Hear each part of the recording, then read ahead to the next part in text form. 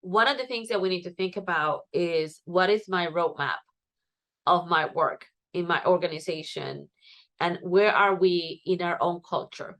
Because sometimes we say, oh, we're going to create a culture of inclusion, but we don't think about, okay, so what culture do we have today? What culture do we want to have?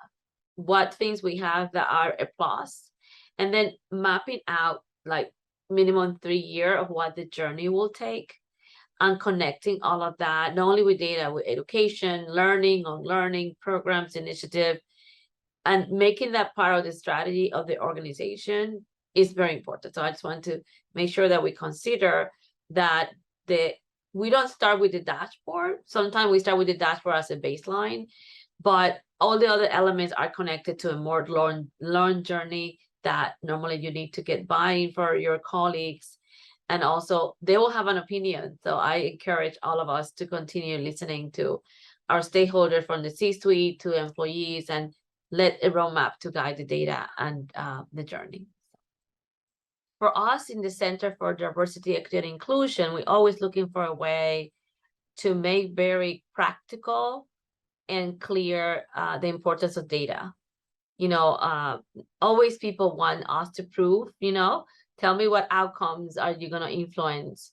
And for us to become a talent destination for all populations and people to want to come here for care, and also to be part of our workforce, we need to track how are we doing. So the idea of the dashboard was, normally we have a talent acquisition dashboard, but normally that doesn't really reflect a lot of the demographic information or retention. We say, oh, we're struggling with retention, but where, in what population?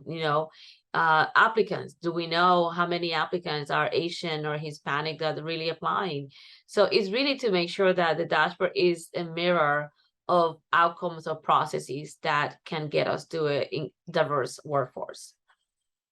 So I want to talk about two different dashboards. I want to talk about one that is more a system level dashboard that we look into things to do with inclusion. So for example, we normally have a kind of a strategic dashboard that talk about what are the perception of employees about inclusion and respect and belonging.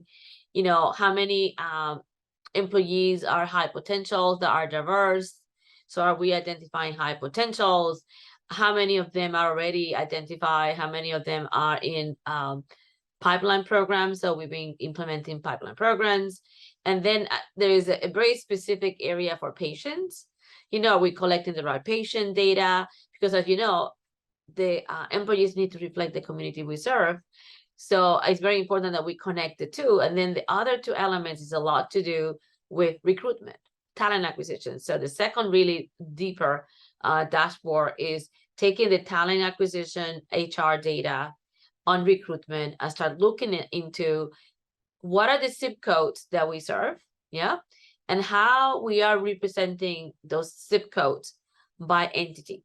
Okay, so instead of saying, oh, we are not doing well in this particular population, let's say our Tufts Medical Center in Chinatown, so we should have more Asian providers, we should have more Asian techs and transporters. So the idea is to really understand and give our CEOs a lens into, okay, so how close I am to represent the community I serve.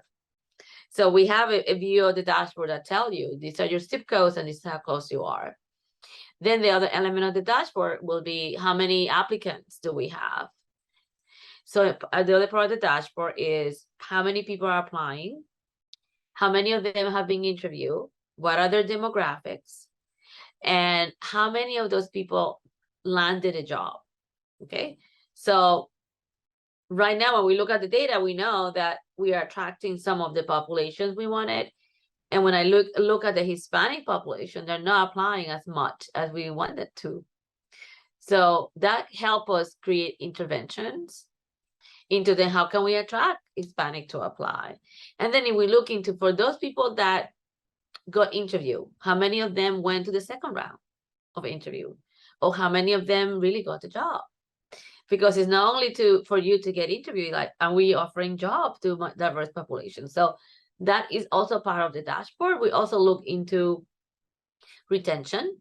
you know, one thing is for you to come, the other one is for you to stay. So, so for us, that is the inclusion culture. This is the belonging culture. And then we start looking into, you know, what is the differences of white Caucasian employees retention versus African American or Hispanic. And we know that there are differences of retention rates. And that give us an idea of what do we need to do for people not to only come but to stay. And then we look into tenure, we look into how long people are staying. You know, when are people are leaving us? It's within the second year, third year. So we have identified some of that data that can guide us to then develop strategies.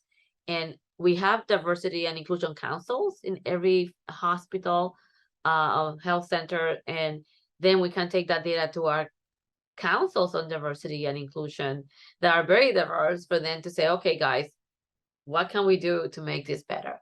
So we try to include all the voices into understanding the data.